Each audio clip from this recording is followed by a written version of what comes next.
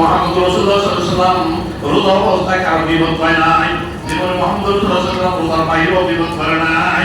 কিন্তু মাহে রমজানের বরকতের ভয়ে তালাশ করলে কোনো হাদিসে দিতে পাওয়া যায় না আল্লাহ রাসূল সাল্লাল্লাহু আলাইহি ওয়াসাল্লাম কারো গীবতের মুশাহিদ করছে। পরিপূর্ণভাবে মুহাম্মদ রাসূলুল্লাহ সাল্লাল্লাহু আলাইহি ওয়াসাল্লাম আদর্শ সাহাবায়ে কেরামদের বিস্তার ছিলেন। এই কারণে হযরত সাহাবায়ে কেরামের জিন্দেগির মধ্যে কখনো মাহে রমজান যখন আসতো, মাহে রমজানের বাইরেও আরো সমালোচনার গীবত তাদের মুক্তি আসতো না। গীবত কারে করে?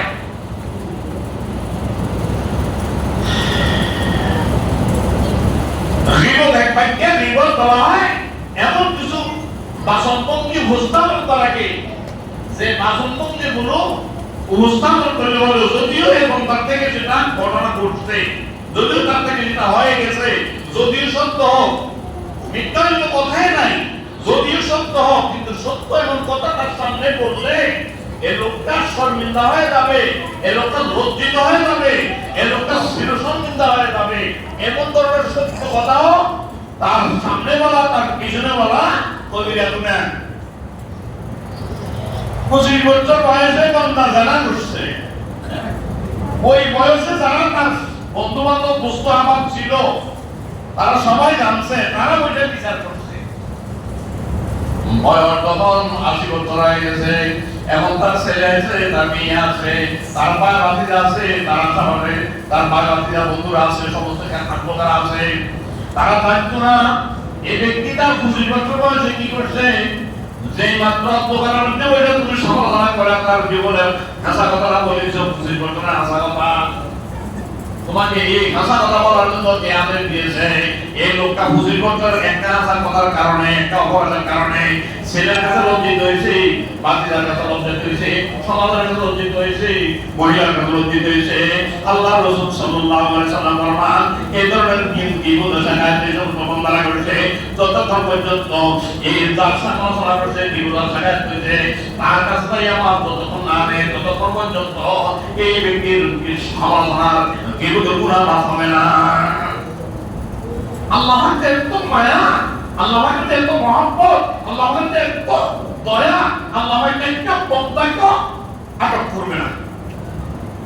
আল্লাহ আমাদের বিশ্বাস, আমাদের ধারণা আল্লাহ একটা বন্দাকে মাফ করবে না, এত দয়া লইয়া আমাদের শাস্তি দেবে না, আমরা আটক হয়ে যাবো বিপদের সাথে নিয়ে সকলে আরাম দিয়ে।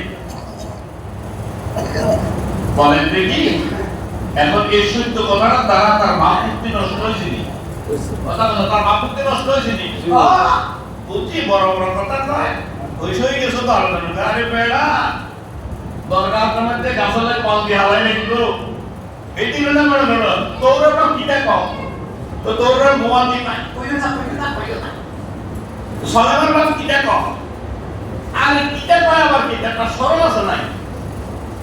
আয় এই হাসা কথাটার দ্বারা তার ভাবমূর্তি নষ্ট হয়েছে। এই মুহাম্মদ রাসূলুল্লাহ মুহাম্মদুর নরনারীরে এরকম হাসা কথা কওয়ার জন্য নিষেধ করেছে। এই হাসা কথাটাও করিও না, এই হাসা কথাটা জানো তা আবার বুঝিয়েছে। আল্লাহ রাসূল সাল্লাল্লাহু আলাইহি ওয়াসাল্লাম সাহাবাদের সামনে কি দিলেন, একটা বর্তন ধরলেন, তিনি বমি করে দিলেন, আর দেখলেন যে কাঁচা কাঁচা গোশতের টুকরা। জিজ্ঞাসা করলেন আপনি গোশত খাইছেন কেন? সদ্য গোশত খাইছেন? সাহাবী বললেন আমি বহুদিন যাবত গোশত খাই না।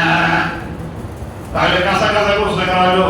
আল্লাহ রাসূল বললেন সে তোর হায়াত আর গোশত খায় না, কিন্তু সে তার দিনী ভাইয়ের গোশত খাইছে, দিনী ভাইয়ের গোশত খাইছে। তার মুসলমান ভাইয়ের গোশত খাইছে। তোমার বলে সমালোচনা করছিলেন, সমালোচনার কারণ তার রোজা দুর্বল করিয়া দিয়েছে। গোটা উম্মতের জন্য শিক্ষা এই রোজা রাখা অবস্থা বা রোজার বাইরে কারো বিপদ শেখায়, কারো অপরাধ যদি হয় না কারো এক্সট্রা করে দিতে ইমাম সাহেব এটা বড় মামলা থেকে ভুল করিয়া দিয়েছেন, এরকম বলতে আমার দ্বারা করা ঠিক না। ইমাম সাহেব সাবধান হয়ে গেছে। এটা প্রতিদিন যদি আপনি এটা গাইয়ে গাইয়ে গাইয়ে কাজের ঘোড়ার মতন শুধু গাইয়ে গাইয়ে এইটা লাগলেন, তার ভাব মুক্তি নষ্ট করেন, এটা তো হলো না। ইসলাম এই জিনিসটাকে শিখিয়ে দিতেন। তো এবার একটা কথা বলেন, খুতবার সময় আমার হয়ে গেছে, এখন চিন্তা করেন এই মানের গুণাগুলো আমরা করি কি করি না? এই মানের গুণ আমরা করি কি করি না?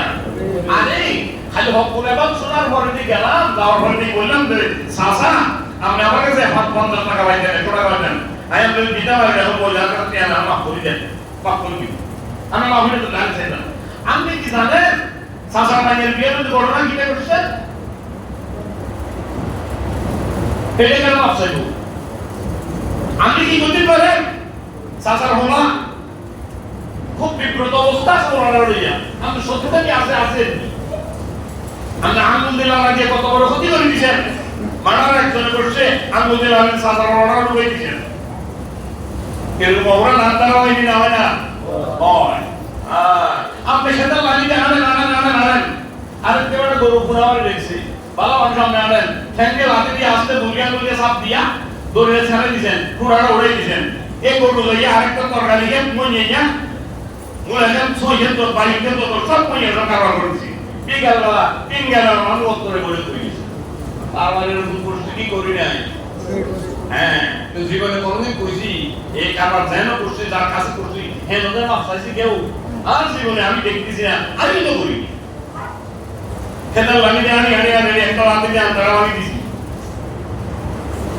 কারবার শেষ আমি তামাকে ভুলে এটা আল্লাহ মাফ কেমনে দিব আন্তা ছিলে যদি আরেক বেরিয়ে হেউরিটা যা কম লাগবে তুমি আন্তা ছিলে দিও তরলা দিয়ে বয়সে দিব না দিয়া এটা ভাই ঢুকে রয়ে গেছে এরকম কথা ভাঙিছিলি কই মাফ নয় না মানুষ যদি না পালা এর দ্বারা সমাজে বরকত না দিলিব আর যদি না থাকে ওরা আগুন লাগছে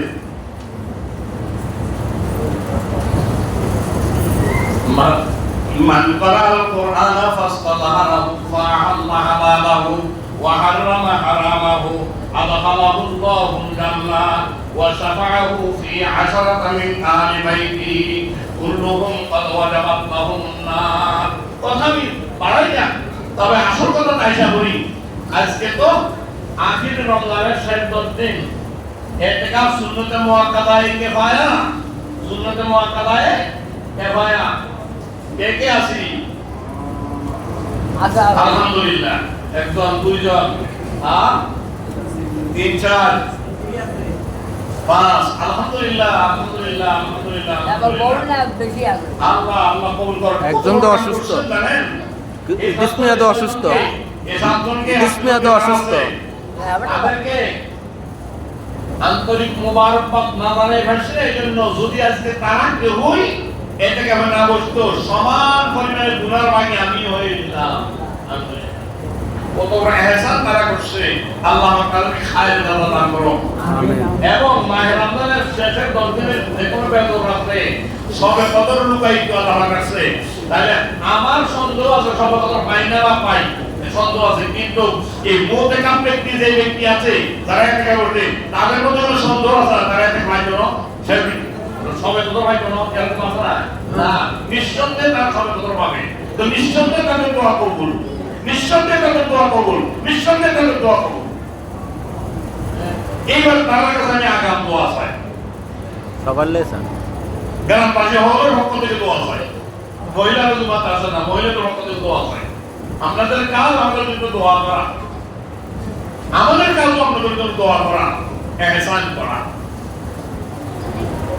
একটা পাখানা হস্তান্তর হওয়া করছে আমি যদি পাশে থাকি এর কাছে কোনো ডিলারে দৌড়ে ডিলার আগে দিই পানিটা তাড়াতাড়ি দিই এর সাথে কোনো কথা না বলি সে তাড়াতাড়ি যাতে প্রস্রাবটা সাইডে আরো বুঝতে পারে বহুত দেখা ব্যক্তি যিনি আছেন আমরা আপনি নিজের সাথে অনুরোধ যত মুসিবত হোক বাহিরে মসজিদের বাইরে আপনি যাবেন না যত দৃশ্যই মসজিদের বাইরে হোক